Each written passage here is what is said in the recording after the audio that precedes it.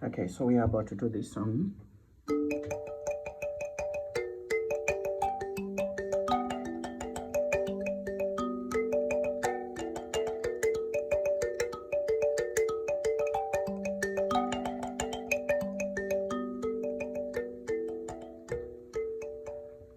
So easy tutorial. You're starting here and you're playing on both sides on the top.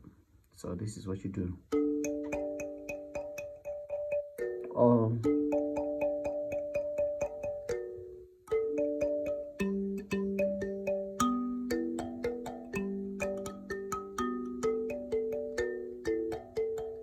again,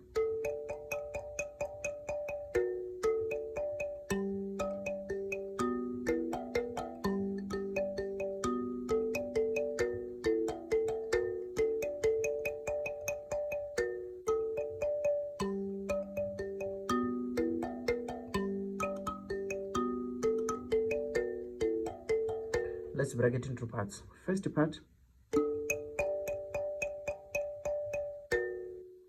then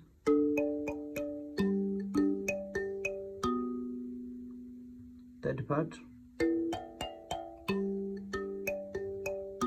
last part,